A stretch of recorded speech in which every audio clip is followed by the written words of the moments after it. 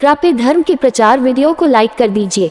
एक समय की बात है, नारद ने विषय वासनाओं पर विजय प्राप्त करने के लिए परब्रह्म ही कठोर साधना की।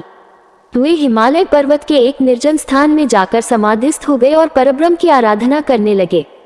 उनके इस प्रकार कठोर साधना करते देख देवराज इंद्र भयभीत हो गए। उन्होंने इस विषय में देव गुरु बृहस्पति से परामर्श करने का विचार किया। वे आचार्य बृहस्पति के पास पहुंचे और उनसे कहा, आचार्य, नारद हिमालय पर्वत पर बड़ी कठिन साधन कर रहे हैं। मेरी समझ में यह नहीं आ रहा कि वे इतना कठोर तप किस उद्देश्य के लिए कर रहे हैं। देवगुरु बृहस्पति बोली, इंद्र, संभव है नारद के मन में तुम्हारे सिंहासन को प्राप्त करने की लालसा पैदा हो गई हो, शायद इसलिए वे इतनी कठोर साधना कर रहे हैं। देवगुरु की बात सुनकर इंद्र और भी भयभीत हो गए। उन्होंने आचार्य बृहस्पति से पुनः पूछा, आचार्य, यदि ऐसा हुआ तो मेरे लिए यह बहुत दुखदायी बात होगी। मुझे परामर्श दीजिए कि ऐसी हालत में मैं क्या करूं। आचार्य बृहस्पति बोले, इंद्र, तुम तो देवों के राजा हो, सर्वशक्ति संपन्न हो, सामर्थ्यवान हो। मैं तुम्हें इस विषय में क्या परामर्श दे सकता हूँ, तुम स्वयं ही कोई उपाय सोचो। आप ठीक कहते हैं आचार्य जी, मुझे कोई न कोई उपाय सोचना पड़ेगा। कहते हुए इंद्र वहां से चले गए। अपने महल में पहुंचकर उन्होंने कामदेव को बुलवाया और उनसे कहा, कामदेव, नारद हिमालय पर्वत पर एक निर्जन स्थान में बैठे कठोर तपस्या कर रहे हैं। मैं चाहता हूं कि तुम उनके पास जाओ और अपनी मायावी शक्ति द्वारा जैसे भी हो उनकी तपस्या भंग कर दो। जैसी आपकी आज्ञा, कामदेव ने कहा और तत्काल उस स्थान को चल पड़ा जहां नारद तपस्या कर रहे थे। वहां पहुंचकर कामदेव ने अपनी मायावी शक्ति का जाल बिछाया। उसके संकेत मात्र से उस बियाबान क्षेत्र में बाहर आ गई। भांति भांति के फूल खिल उठे, चारों ओर हरितिमा फैल गई। शीतल मन सुगंधित वायु बहने लगी।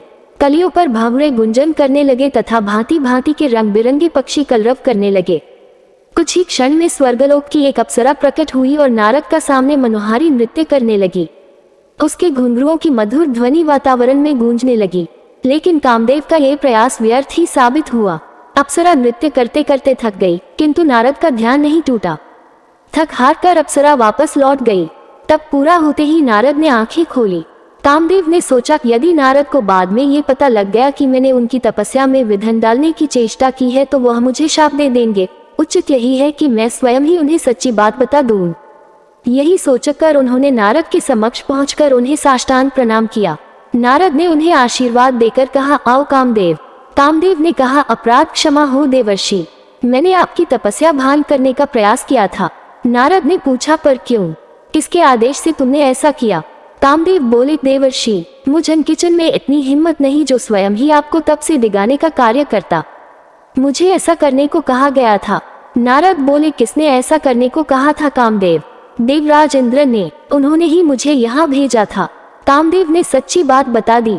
कामदेव की बात सुनकर नारद ने मुस्कुराकर कहा, मैंने तुम्हें क्षमा किया कामदेव। अब तुम जाओ और देवराज को बता देना कि नारद ने इच्छाओं को वश में कर लिया है। अब मैं संसार के किसी भी भौतिक आकर्षण में नहीं फंस सकता। जान बची तो लाखों पाए। कामदेव ने सोचा और जल्दी से वहां से चला गया। चैनल को सब्सक्राइब कर लीजिए।